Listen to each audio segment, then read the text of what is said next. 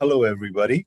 Welcome to the Tasveer, I should say, third Tasveer South Asia Film Festival, which is part of the Tasveer project based in Seattle, which also brings you film festivals. Currently and concurrently, we are having the 16th annual film festival. So here we are, a very exciting panel of the literature festival entitled Getting Published in the US. The issue here, obviously, is that what chances do South Asian writers and South Asian voices have in getting published? In an America, while supposedly multicultural, our publishing industry remains predominantly white. Once they do go get past the gatekeepers, what kind of book deals can they hope to get? At a time when publishing has gone global, where do authors look for agents? In the country of their residence or in the country where the story is set? What does the process look like from writing to editing, agent hunting, rejection letters, more editing, and then finally seeing one's book on the bookshelf or Amazon screen? So we, in this conversation, we have four wonderful authors joining us. So let me introduce them very briefly. I'm sure many of you know them from their work. So we have with us Elka Joshi, born in India, raised in the US since the age of 9. She has a bachelor's from Stanford University and an MFA from California College of Arts. Her debut novel, The Henna Artist, became a New York Times bestseller, a Reese Witherspoon book club pick, and is being developed into an episodic television series. The sequel, The Secret Keeper of Jaipur, released June 2021, will be followed by a third book in the trilogy in 2023. Elka is joining us from Lisbon. We also have with us Shiba Karim.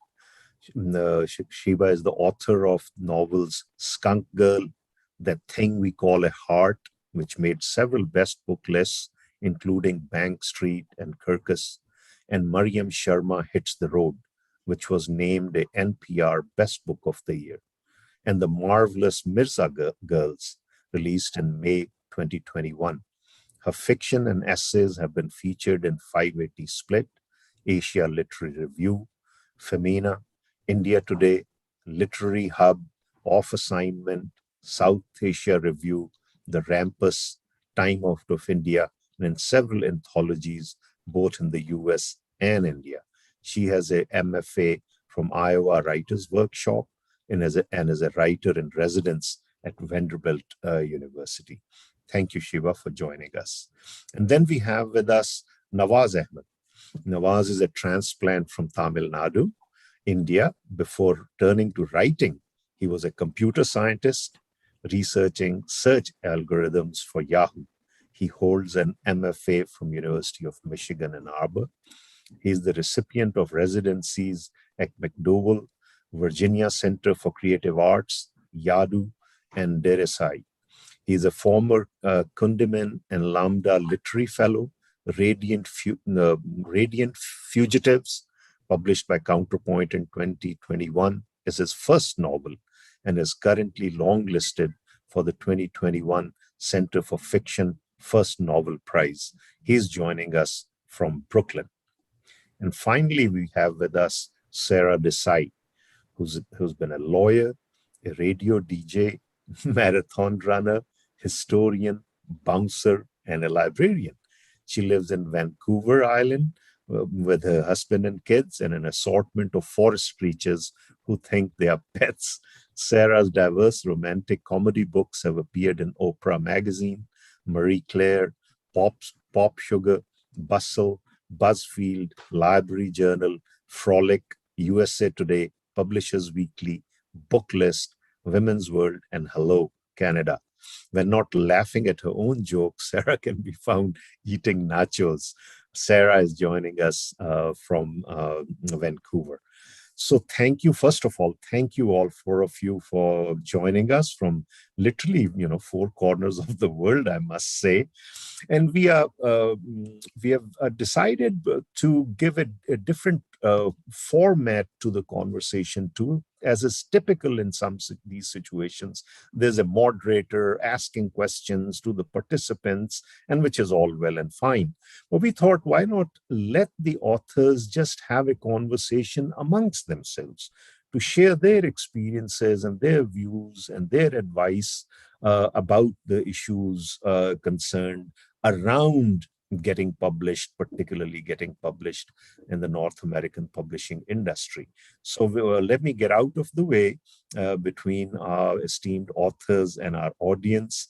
And please, Elka has very kindly agreed that she will keep a minimal sort of, as we were joking, keeping the trains running on time. So I'll let Elka take up from here and invite all four of our guests to engage in the conversation that we are very much looking forward to. Thank you. Thank you so much for that introduction for all of us. And thank you to the Tasveer Literary Festival for inviting us all. And this panel is about publishing in the US. So maybe the first thing that we could do is to start with each of our experiences in how we landed an agent and how we were able to publish in the US. What did that process look like? Let's start with Sarah.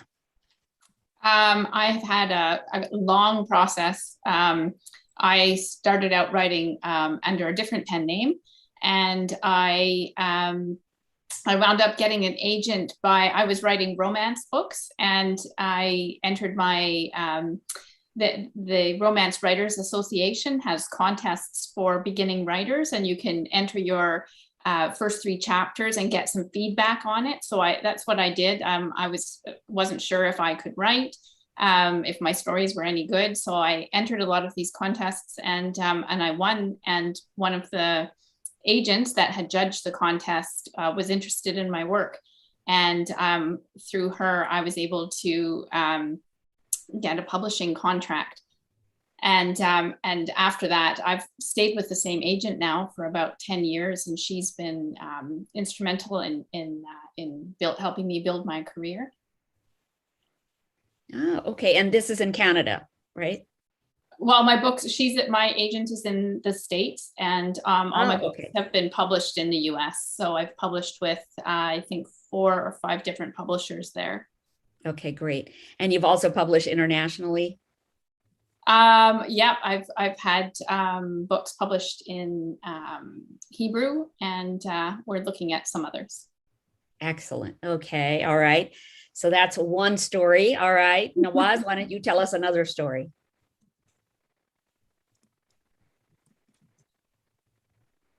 Hi. My story also has to do, I think, a little bit with switching jobs. So I think I was at a place like 12 years ago when I too didn't know, Sarah, just like you, whether I was actually going to write or whether anything I would write would be good enough. And so what I did, I think, was to try to take some time off from work. Like I decided to go part-time at work. And during that year, this was almost 13 years ago. And during that year, I wrote a couple of stories that I managed to get into conferences like Bread Loaf and Tin House. And that, I think, gave me the kind of courage to think that maybe this was doable. And so those 2 stories that I wrote that year was part of my application for an MFA. I decided to quit, get an MFA for a few years, just because I felt like at that time I needed some kind of permission to write, actually, because my entire background was in computer science until then. So during my MFA, which was at Michigan, I was glad for that because it gave me a community of writers I didn't have before, as well as paid for, it was fully paid the 2 years. So that way, at least I didn't feel like I could support myself for a little bit on my savings. So after that, I started my novel during my MFA. That was 10 years ago. I thought it would all be done in like 5 years, and then I would have a book at the end of it. And that's not how it turned out. It took much longer. It took me almost 6 years to get my agent. I think I sent out the book to a bunch of agents in the first round, like after I had finished like a couple of drafts. And there was some good feedback, but none that actually got interested enough. But I think a few years later, I got my agent, who's Anjali Singh. I think she was in the previous panel, if anybody's been watching that. And I worked with her for a few more years on the book. It wasn't until like 2019 that I sold my first book. And it just came out 2 months ago. So everything is still very fresh and very new. So the whole process from beginning to end to publishing was how long? If you include the 2 years, the MFA and all the rest, probably 13 years. Yeah. 13 years. Okay. All right. Well, my story is very similar. So Sheba, what's your story? Yeah, not so dissimilar from Nawaz's. So I, like probably most of us, I loved writing growing up, and I filled notebooks with stories, but I never actually thought of it as something one could do, like that one could actually become a writer as a profession. And I had the stereotypical Desi immigrant parents who said, you must get a graduate professional degree. I didn't want to go to med school, so I ended up going to law school, which I actually very much enjoyed, which apparently is a rare thing, but I enjoyed law school, and I like school anyway. And then when I graduated, I became a lawyer. I realized I didn't want to be a lawyer, and then I had to really sit down and think about what are my passions and what do I want to do, and that's when I returned to writing, because that's really the thing I feel most passionate about. So then I started researching, how does one become a writer? What does it mean? Like, well, I knew no writers, and I discovered this thing called the MFA program. And I discovered that some were fully funded, and that you needed basically like 25 to 30 pages of a writing sample, and that was like the main part of the application. And so I kept practicing law, and I started taking writing classes at night, so workshops at like NYU, Continuing Ed, and Hunter College. So I did that for almost 3 years, and then I applied and got into Iowa and got my MFA. And at Iowa, they have agents come visit, and so Aisha Pandey, who's my agent, came to visit, and I signed with her before I even had a book ready. I was working on Skunk Girl at the time, and I sold Skunk Girl right before I graduated. So that came out in 2009. It was the first YA book in the States with a Muslim American and a Pakistani American protagonist. And that wasn't so long ago, right? 2009. And then my next book didn't come out until 2017. I worked on a few things that I decided weren't working. And then, life also happens, and marriage and children, et cetera. And then I've published 3 books subsequent to Skunk Girl. So. Wow. So do you feel that you have become really prolific in the last several years, now that you're through the marriage, the kids? Well, my kids are 4 and 7, so I'm teaching, so it's hard. But what happened? One of the things that happened was when I sold my second book, that thing they call a heart, I got a 2-book contract. So they're automatically, right, you're already like signed up to write a second book. So you have deadlines, and that really also like kicks you in the butt. It's like, okay, you have to do this. And then The Marvelous Mirza Girls. I really wanted to write a book set in Delhi because I've spent a fair amount of time there as an adult. So that was sort of a passion project that I had to write. Okay. Wow. Okay. So a lot of different stories, but there's a thread of an MFA program coming through here, because I'm also going to talk about that. So I'm an accidental writer, never really thought about publishing books or writing short stories or any of that stuff. But I was in advertising for many, many years. And, my husband is the one who always said, I think you can write long form fiction. I don't think you just have to stick to advertising. So in 2008, I'd been running my agency for quite a while, and I knew that this other the recession was coming up. That was the big mortgage crisis.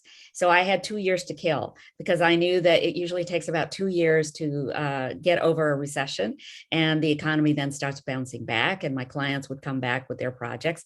So I thought, okay, well, for 2 years, what can I do? Oh, I know, Brad's been telling me about going and learning how to write fiction. So there was a program really close to my house. And so I just enrolled and signed up and started taking classes. And I've always also, by the way, enjoyed class. I love learning. I love learning anything new. So it was fun for me to read all of those novels and then to start writing and coming up with these ideas.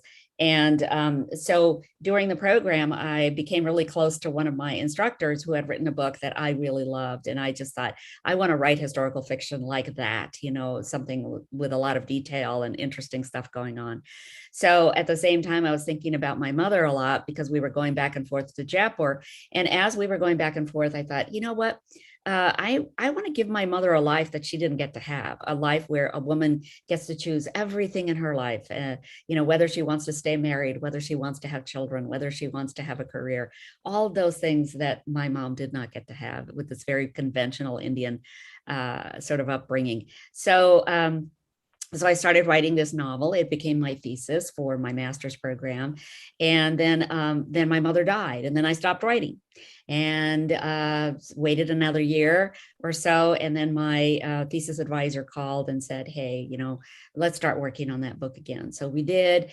And then she's the one who sent off probably my 4th or 5th draft of that book to her agent. And her agent called me and said, hey, we've got to work on this book together. And that agent was Emma Sweeney in New York, not an Indian agent, somebody who had been in the business for about 30 years.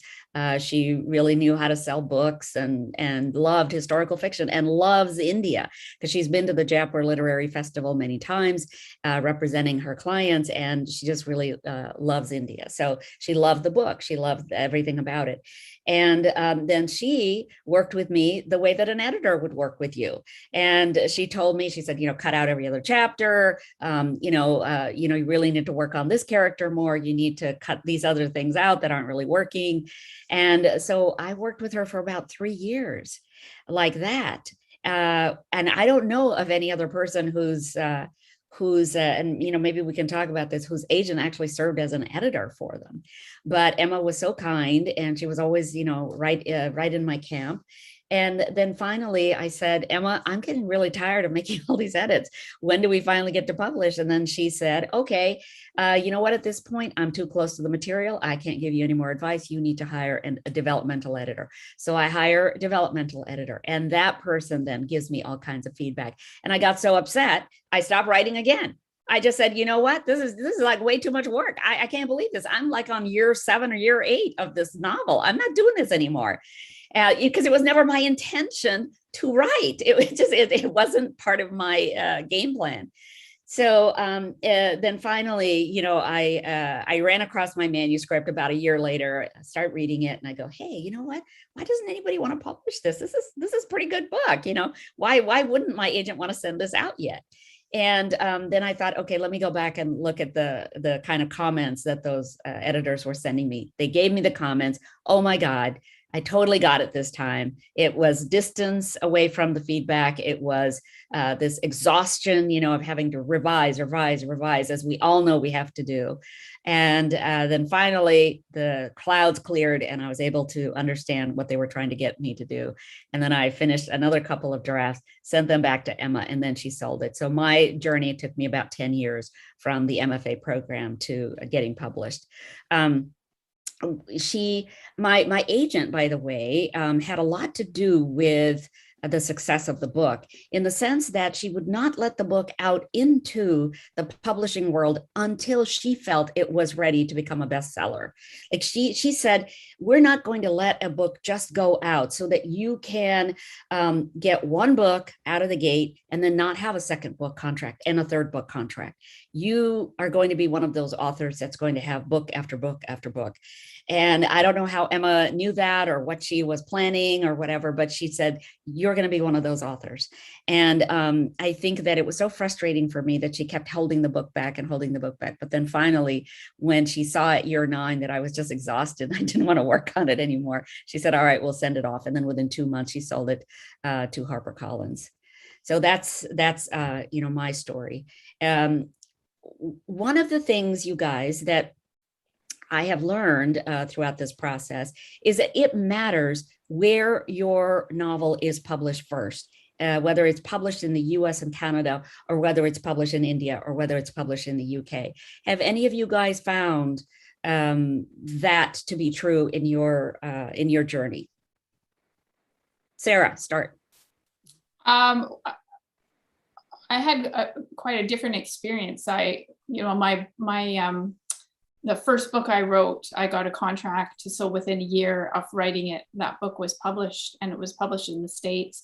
And then all the contracts I got after that were for American publishers. And so all the books were just wound up being published there. So I can't really speak to that and then, with respect to foreign rights, that was all done separately. And, we had a foreign rights agent who went out and looked for opportunities. Okay. All right. Okay. So Nawaz or Sheba, do you want to talk about, whether it was important for you to be published first in the US, Canada market versus another market? I'll jump in. So it was important for me. So I grew up in the States, so I'm American, and I have a US agent. And so I obviously wanted my books published in the US, but it's also important for me to try to have at least some of my books published in India, partly because I'd been living there as an adult, and so I had connections there. But I will say that the India market, it pays nothing. So you might get what translates to 1,000 US or 2,000 US for your book. A couple thousand is like a big advance in India. And that's partly because the population in India that buys English language books, unless you're like Chetan Bhagat, but like English language literary books is very small, and the books are selling for, 200, 300 rupees. So in terms of if you want to try to sustain yourself as a writer and you live in the West, you have to sell your books in the West. And I feel, and then I do know 1 or 2 writers who sold their books first in South Asia. One of them was based here, but was struggling to find a US publisher. And then she sold her book in South Asia, and it won a few awards and got a lot of attention. And then a US publisher became interested, and it was published here. So it's possible to publish there first. If it's a lot of attention, you can publish in the US. But I also know a lot of writers who are based in India or are diaspora and have written novels set in India and are having a hard time getting them published in the US. I think that's partly because, and you guys, I'm curious what you think about this, but I do feel like sometimes South Asian writers come across this idea of like market saturation. I think that selling a book is partly the quality of the book, obviously, but also timing and luck. And so, for example, if you're submitting to a house and they've just acquired like 2 books about Bangladeshi American families, and your book is about a Bangladeshi American family, I do think there's a sense that, can the market sustain 3 books from our house this year about Bangladeshi American families, So that's something that I think is a factor for us in a way that still is not for white Americans. You can write about white suburban middle-class families, to the nth degree. But I'm curious to know others' thoughts on that as well. I think that's very true, because when I started writing, there was no real market for diverse characters in the publishing houses. And so I wasn't writing any South Asian characters. And it was only when I saw the market start to shift, where the publishing houses seem to be opening up to diverse stories, that I decided to start writing with South Asian characters, changed my pen name to something more authentic. I started my marriage game story, and those are set within, the setting is still in the US, but the families are South Asian families, the characters are South Asian characters.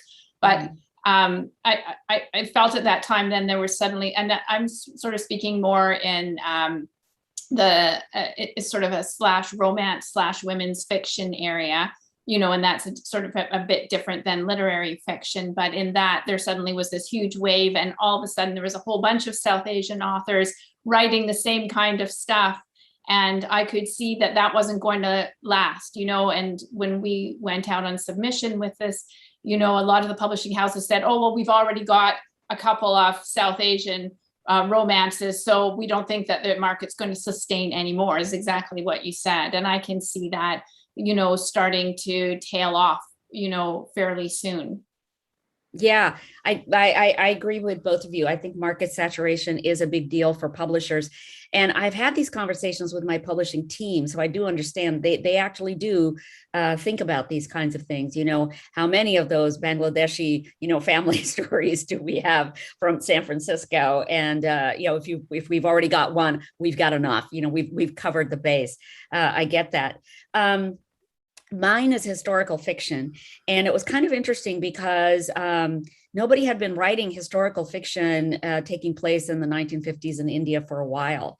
And so, I don't remember when the last book was. Rohinton Mistri's book, A Fine Balance, was in the 1970s. So what I found is that one of the appealing points of my book was that it was a subject matter not being covered by other people. And it was a completely different thing than they had seen coming from South Asian authors. So that's something that you as a South Asian author out there, if you're listening to this program, might want to consider. Think about the subject matter and think about how unique the subject matter is, or are you approaching it from a point of view that is a little bit different than what other people are doing. The other thing that I think I found, and this is why I was asking this question, is that in my conversations with the publishing team, here is what I found. And I found the same thing with the TV series. If your book does well in the US, Canada market, you will make it in the rest of the world. If your book does well in the Indian market, there's no guarantee that it will make it in the rest of the world. So it is important. It is important if you want to be a global author, if you want to be published throughout the world, it is important for you to be published in the US, Canada market. Absolutely. From the US Canada market, they published my book in March in US Canada, and then it was doing well on all of the pre-sales and the orders. So then they expanded it out to the UK market and Australia, New Zealand. And then finally they rolled it out in the Indian market because they did not want this to be an Indian book. They didn't want this to be a South Asian book. They wanted it to be a global product, which it has become. So it's been translated now into 33 languages. So I think that these kinds of things are important to consider. What as an author you want your work to be? Do you want it to be global, or do you want it to be, with a very specific kind of audience? And then I think it also matters what publisher you go with. So I'm with HarperCollins, which has huge reaches into all parts of the world. So my agent, and here's another thing I want to ask you about, is what your agents recommended you hold back on rights and what you sell to your publisher. So my agent was very specific about instructing me to hold back the TV and the stage rights, and then to only give up the world rights, paperback, trade paperback, the hardcover, and the audio and ebook rights and the large print rights. So those are the ones that we sold to HarperCollins, because HarperCollins as a publisher has a big reach in those markets. But if you sell your TV rights and your stage rights to a publisher like that, they're just going to farm out that product to somebody else to sell and to do something with. So so in this case, what happened is that once the book became a bestseller, I started getting personal phone calls from TV people and movie people saying, hey, we want to buy the option for this book. And then my agent connected me to another agency in Los Angeles that became my movie agency. So they then help me navigate that whole field of proposals and things like that. So I think it matters what your agent has you selling what they recommend you do to make your book a global product. And it matters what publisher you finally end up with and what their skill level is and what their reach is throughout the world. Nawaz, would you agree with any of that? I mean, Alka, no. I mean, your journey, Alka, is very unusual in the sense that to get to best-selling level, I mean, not all books are going to do it. And congratulations on that. I felt like for my book, I really was more interested that it be published in the US because it was written for the US. So in a sense, for me, the kind of work I was doing, which is really looking at these two Muslim American sisters living in the US and the political circles that encircle them. For me, it was important in a way for the book to be out here. So I did not initially even think in terms of a global market. And for me, it was a journey of how do we talk about these topics? Because I think what I felt was like my book, I don't know that I ever thought my book would be a bestseller. I thought it was going to be a book that would target very niche markets. Like it was a book about sexuality, about queer sexuality. It was a book about Islam. It was a book about the confluence of those two. So I was really happy that someone was willing to publish it, because I think when you start writing work that is highly focused, you do lessen the market for it, I think, or at least it's not something I felt like the US publishers are willing to take a risk on as to how to market the work. So I felt I wrote the book that I wanted and needed to write. But only now I think I'm thinking of the bigger aspects of it. I was very happy. My publisher was a small publisher, but they did a wonderful job with it. They got the book in ways that I felt like other publishers did not get it. They put their love behind the book, and I'm very happy with the journey of the book. But at the same time, it has not been the kind of work that I don't know yet. It's just been 2 months, so we'll have to wait and see. For example, the UK market, we couldn't find a buyer for the UK book, and so at least before the book came out in the US. So it's something that we may just have to wait and see if the book does well here and if there are other ways in which we can expand the market. So your suggestions are all wonderful, and I'll have to take notes to keep track of all of this when it happens or doesn't happen in the future. But I don't want you to get the idea that I wrote a book and said, I want this to be a global book. It's really, what I'm trying to say is, this is something that my agent pushed me toward, or this is what she felt. And so she did not want this to be labeled a South Asian or Indian book. And so I'm just telling you what I have learned along the way in terms of what works in publishing and how they are thinking about things.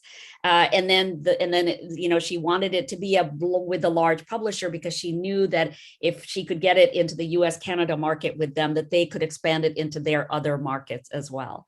So that's why I'm saying, I had no idea it would become a bestseller. I had no idea about any of these things that would happen.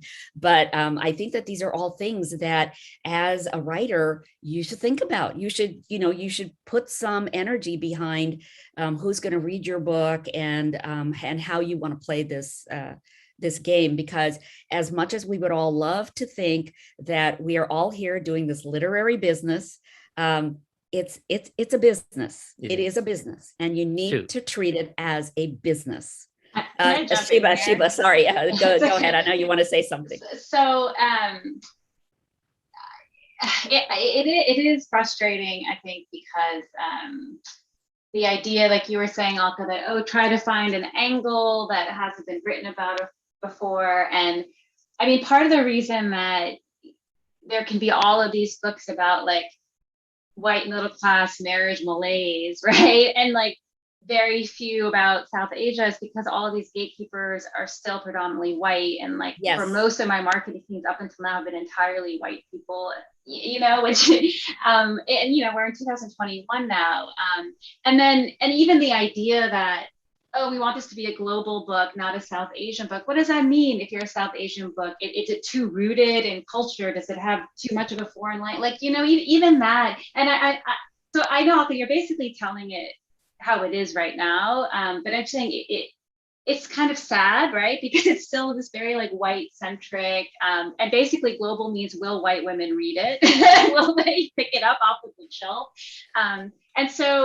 And I do think that at the end of the day, when you're writing, you have to write what you feel passionately about and what matters to you. And you can't worry too much about the market. And sometimes you'll have an idea and it'll jive exactly with what marketing people are looking at. Sometimes you don't. And I think, and I talk to writers about this because I say it's possible you can write your best book and what's meaningful to you, and it might not get published. And it's not because your book isn't amazing and wonderful. It's because of this whole market factor. And I think that's sometimes the hardest thing for writers. And the second point I wanted to make is that your point about HarperCollins having great reach is true. But there's advantages and disadvantages to big publishers. And I've had the experience, because I published HarperCollins as well, where they publish so many books that they only choose a certain percent that they're really gonna push. And there's a lot of authors I know at like big publishers like HarperCollins where HarperCollins has done very little for their book. So, and I know people at independent publishers or smaller publishers where maybe they haven't made much of an advance, but the publisher has worked really hard on their book.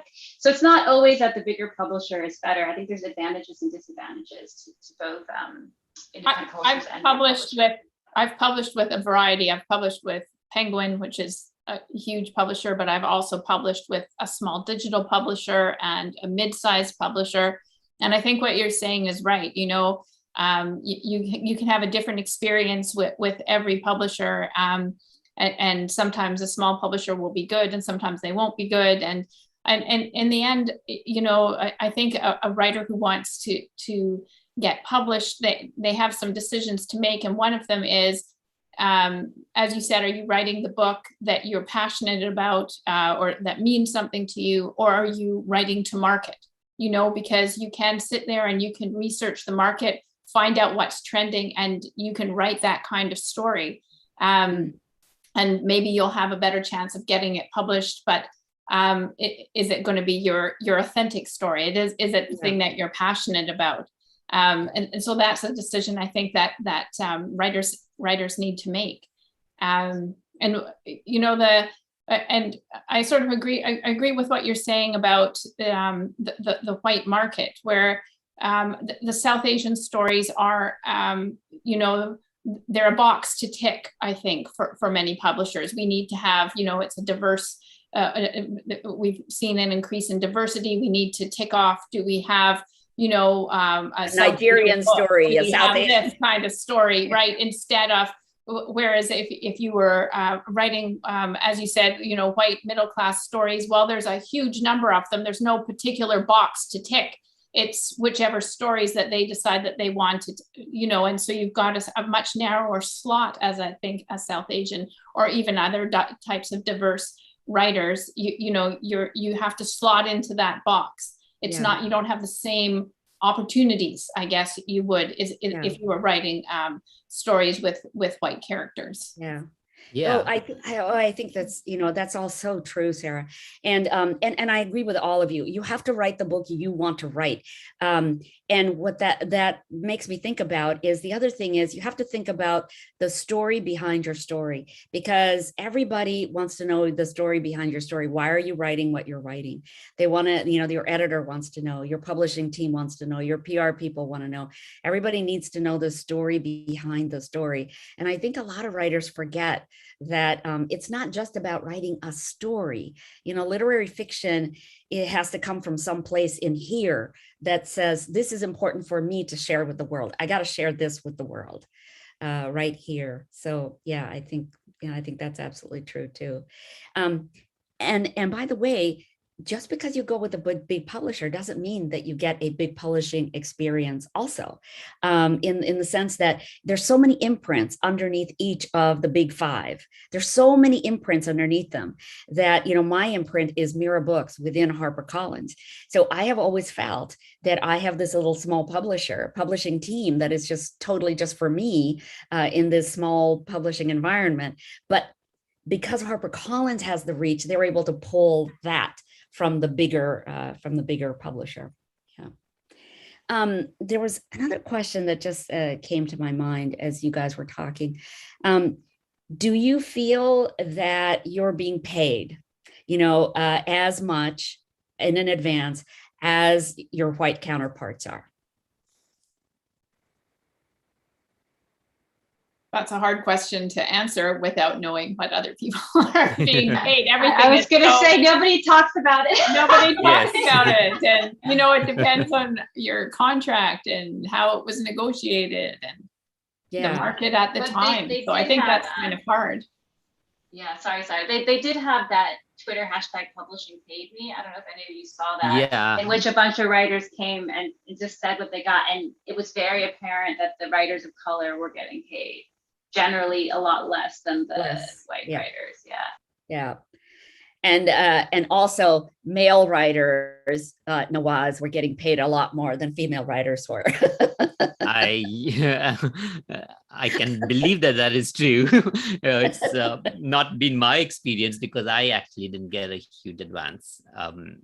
My publisher is a small publisher, but and I'm very happy, as I said, with the work they did. Yeah.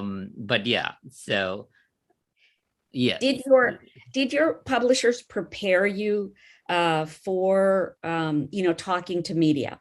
Did they do media prep with you guys? Did they set up a lot of media interviews for you guys?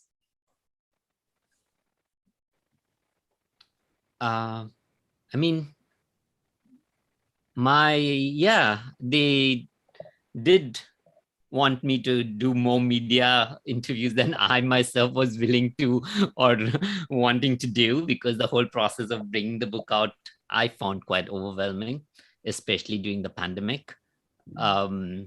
So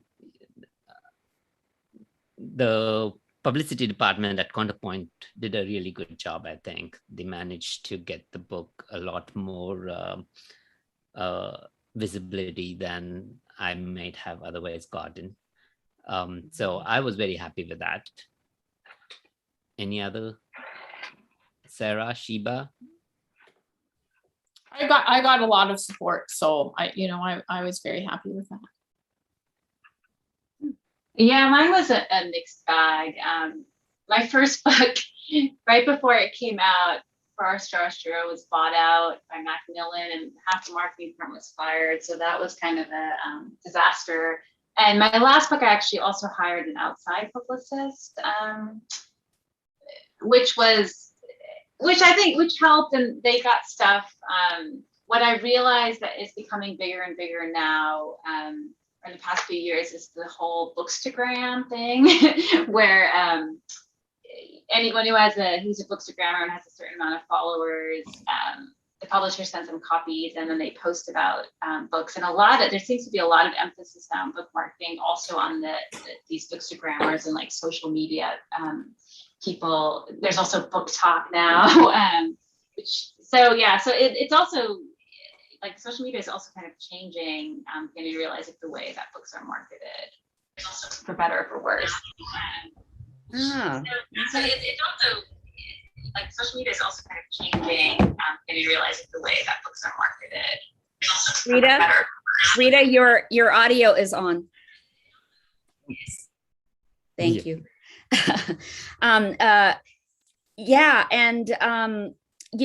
I hated social media before I started using it. So I never had a presence on social media. And a year before my book was out, my editor at the publishing house actually said, Elke, you need to start a social media presence. I said, I hate social media. I don't want to do it. I don't want to tell people what I'm eating for dinner. I'm not interested in people's lives in that way. And she said, this is not about that. And she helped me to understand a whole different way of looking at social media. She said, your social media is about your book. It's about the content of your book. It's about what you want to have people understand about your book. So because my book is taking place in Jaipur in the 1950s, I can talk about the food that's being cooked in the book. I can talk about the saris that my mother would wear in the 1950s and 60s. I can talk about the jewelry, dowries, and what arranged marriages are all about and all of that. So I got a chance to talk a lot about all of that through the social media, and that's how I developed a following. And I think that was really crucial because then the pandemic came. My book was released one day before the World Health Organization said, hey, everybody, you got to shelter in place and you can't go anywhere, Alka. You can't do a book launch. You can't have a book signing. You can't go to bookstores. You can't go to libraries. You can't do any of that stuff. And I just thought we were dead in the water at that point. But social media really came through. And in the last 18 months, I've done 600 virtual book clubs because book clubs want to engage with an author. They want to know who's this person behind this book that we like and that, whose characters we're so engaged in. Who is this person? How did they come up with these ideas?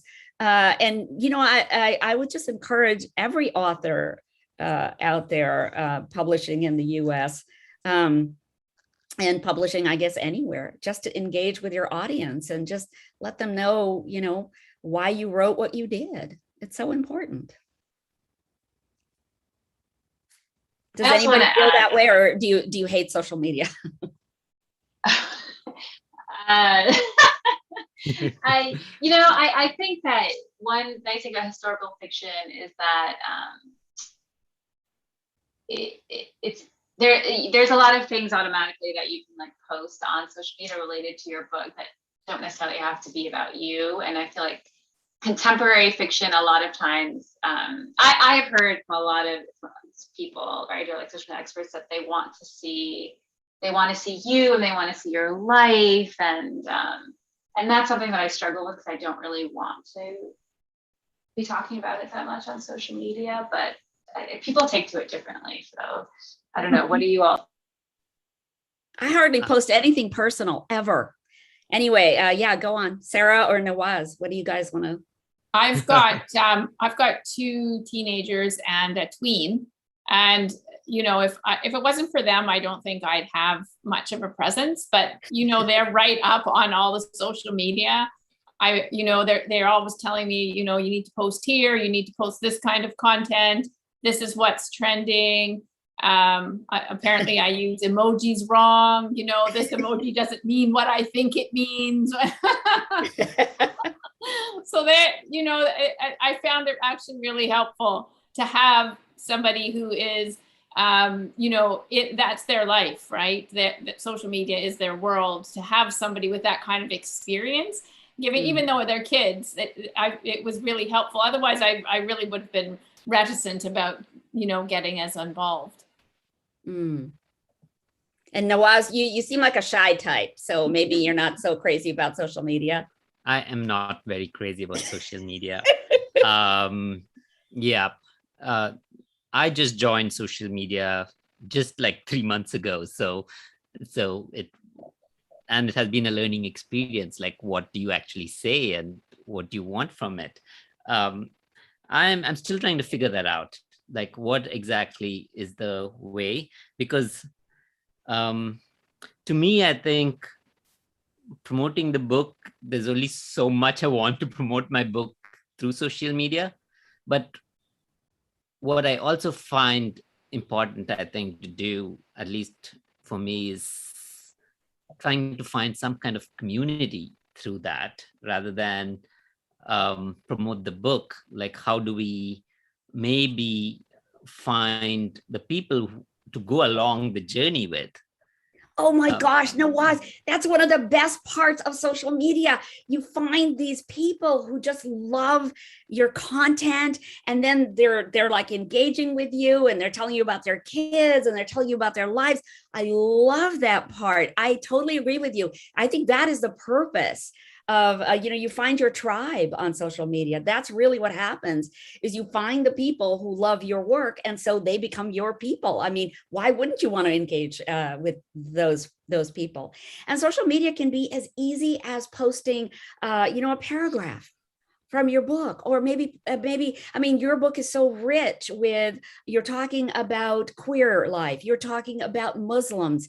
Why not, give us some indication? What is it like to be a Muslim? Or what is it about the Muslim religion that forbids homosexuality? What are the statistics on how many Muslims are homosexual versus not? Like there's so much you could talk about. Your stuff is rich with content that you could post. It doesn't just have to be about my kind of stuff, historical fiction. I'm writing about chutney that my mother used to make, and it has nothing to do with my book, but it's just chutney that I remember that she made, this Nibu chutney that was just fabulous.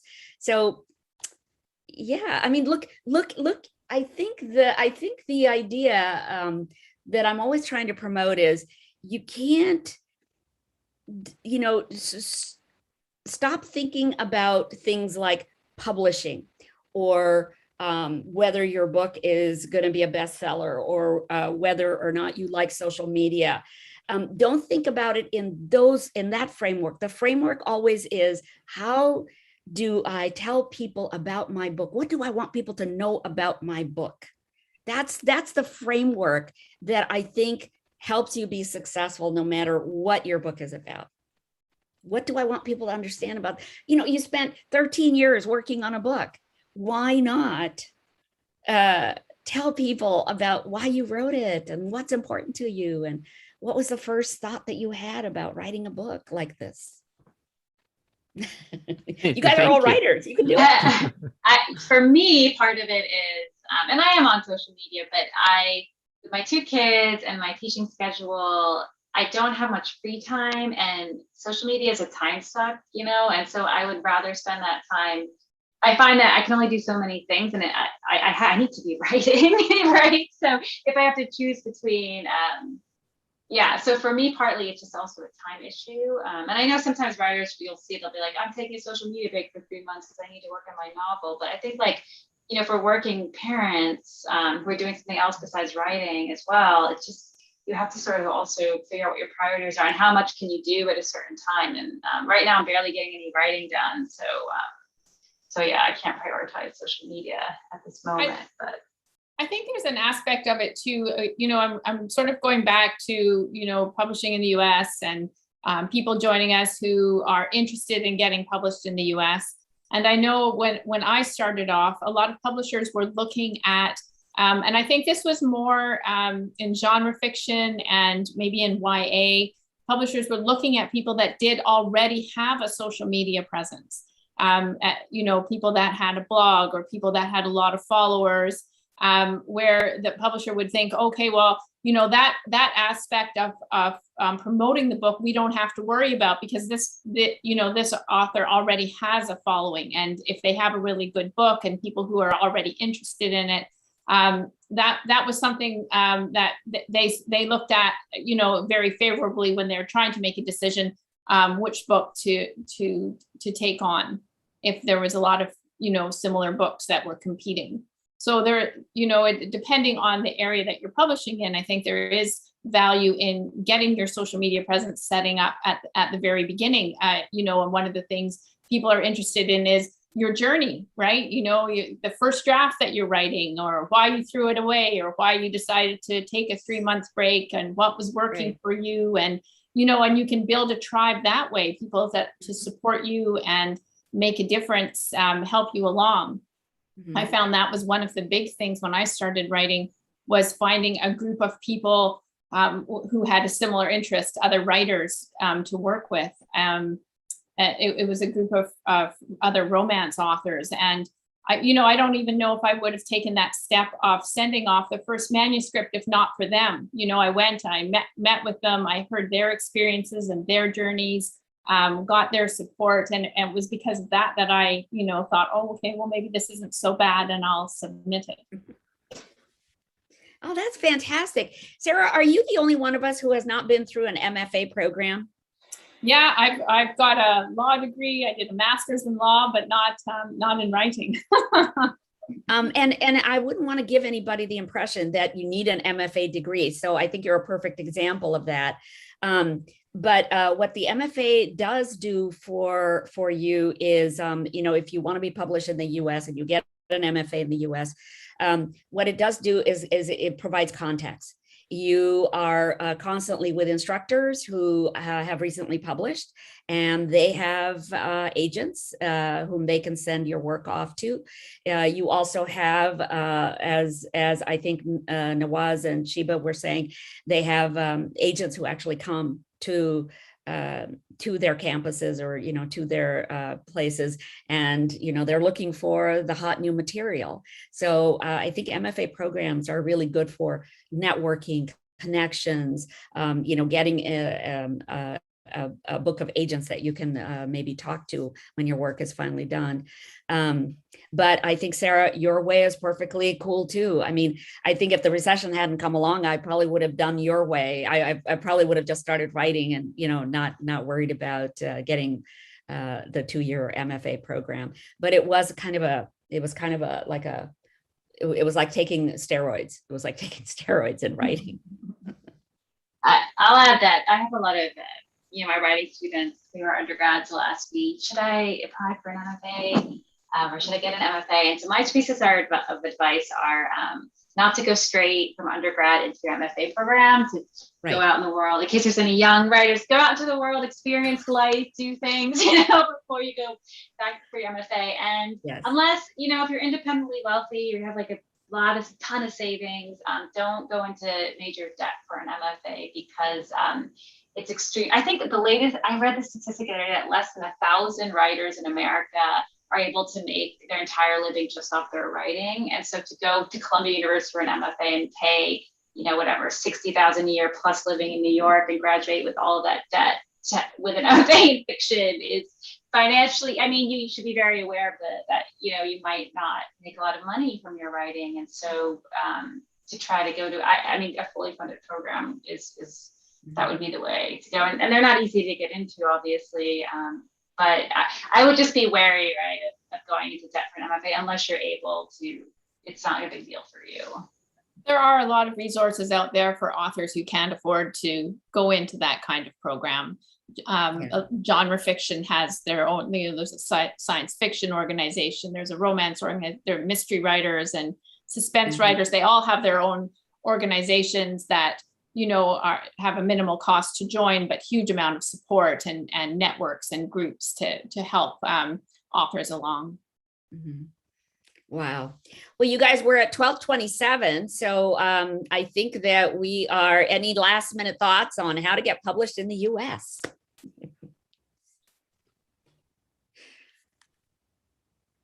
One thing, okay, so I'll mention this. I have seen a lot of manuscripts coming from South Asians, and because they want me to look over a manuscript, they want me to see if I can help them get to the next level.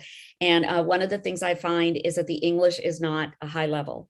And I think that it would behoove you, if you want to submit a manuscript, to make sure that you have it looked over by somebody who really speaks English well, or who really, understands language, the poetry of language, the words that can be used. So I think it behooves you to actually hire somebody to do that kind of thing. It would be very important before you submit a manuscript, because the publishing houses are running out of editors. They're getting smaller and smaller and smaller, the editorial teams. And so the onus is upon you to find editors yourself whom you can help finesse and tighten and polish up your manuscript before it goes off to a publisher. Does that make sense to anybody else? Yeah, and I'd also add that, one thing someone said once that I liked is make sure to give your book the time it needs, and not to rush it. And it can take a lot of revisions, and I think everyone's heard, how many years some of these books have taken. Yes. So don't send it out before it's ready. Give it the time it deserves. Yeah. And I would add, just keep going. you can't stop. If there's a story you wanted to tell, then you just don't stop. You get it out and then you see where it takes you. Yes, yes. And I would add not to really, not to worry about the market. If there's a story that you have to tell, you know, there's going to be somebody who's going to want to read that story. All right. Okay. And And with honestly, if there isn't, then you go on to your next story. You don't stop. Like, you know, Yes. Well, it's just like the rest of life. You just have to keep going. You know, the option is not to lay in bed, pull the covers over your head and say, I'm done, because you still have the rest of your life to live. So you got to keep going and you move on to the next project and then the project after that. And yeah, good luck, everybody out there who is wanting to publish in the US. And let's see, I think Sheba and Nawaz, you guys both have an Indian agent, yes? And Sarah, do you have an Indian or an American agent? No, she's American. And mine is also American. So look, it can be done both ways. It can be, it can go all kinds of different ways. The roads to publishing are many and filled with obstacles. Rita, do you want to come back now?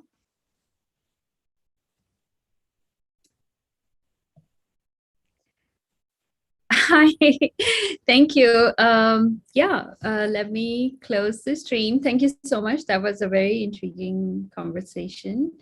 And you know what? I totally forgot about the Q&A. There's all these Q&As that are coming out.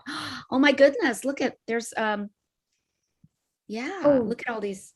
Should we answer any of these Q&As or are we completely out of time? it's up to you, all of you. Okay. If you want to Here's a question, if somebody wants to take it. Writing is a lonely and isolating process. What keeps you going? What advice do you give to potential authors? Anybody want to take that? Nawaz, I want you to take it. What kept me going was the story I wanted to tell. I mean, I did want to see, in a way, queer Muslims on page in the US. And that wasn't a story that was being told, and there are not too many writers telling that story. And so it was important to me to keep going just to do that. Whether that's the story I'm going to write next is different, but that's what I needed for the first one. Okay. All right. Okay. And another one, by the way, writing is not a lonely and isolating process because you're with your characters all the time. And frankly, I find them annoying sometimes. I want to say, hey, you go off into another room because I am tired of talking to you. Okay. Another question is, do you follow a writing regime? How much do you aim to write every day? Sarah, I have a feeling you're going to be a good person to answer this. Well, with 3 kids, I write whenever I have a time. So I've learned how to write, in the car, between, sports games, while I'm cooking, but mostly, at night. So my writing regime depends on who's sick that day or what events they have. So, the advice I would give people is you have to be able to be flexible. I just, I don't have the opportunity to sit down at 8 and write until 4. That just doesn't happen for me. Okay. All right. Sheba, do you have a writing routine?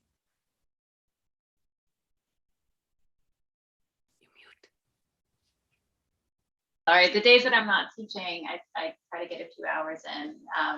And then every few years I try to take a semester off so that I can actually just write full time while my kids are in school. So. Okay. And I don't have a writing routine, so I have nothing to say about this. Okay, another question. I am interested in this question of where a book is first published. My first book came out in the US, but then was translated into French. I'm having trouble placing the second, and I'm considering going straight to France first. Do you think this is a good idea? Anjali Duva is asking that question. I'm having trouble placing the second and I'm considering going straight to France first. I'm not quite sure what that means. I'm not quite sure what the question is. Does anybody else? I wanna think help with that? she's having trouble getting it published in the US, and she's thinking if she should just forget about the US and sell it to the publisher in France. Mm. That's a hard one. Can you ask your agent? I mean, what does your agent have to say about this? Usually your agent should be able to help you with that kind of question, right? I mean, that's something I would just lob off at my agent, like, okay, you figure this out. That's what they're there for. That's what they're earning their 12 to 15% for, you guys. All right, curious to know if there's anyone who can comment on genre fiction. It does seem like literary fiction is the focus here, though. Well, no, because Sarah, you're genre fiction, right? I am, yeah. And I think I've made some comments about genre fiction and the opportunities that they have for joining different genre organizations. And but other than that, the market it seems to be quite similar. Okay. What do you recommend with regard to finding the balance between making the story relatable to a largely white publishing industry without losing the authenticity, uniqueness of the story? Please don't try to make it relatable to a largely white audience. Just write the story you want to write. That's the point I think we're all trying to make. Don't be concerned about the actual market. Until you have a story, until you have a publisher, until you have a contract, then you can start thinking about, the market. Then you can start thinking about, okay, how do I want this to be perceived? But please write the story that you want to write, because then it will be authentic and it'll be relatable to readers, right? Do you guys feel that way? Yeah, I think you would do your story a disservice if you, changed it to make it, maybe more understandable or more relatable to a different audience. Yeah. I mean, the market is changing too, right? So who knows in 3 years when your book is out, like you're writing your book now, but you might not be sending it out for another 3 years, right? So yeah. Good point. Good point. Yes, the market is always fluctuating and different things always do come along.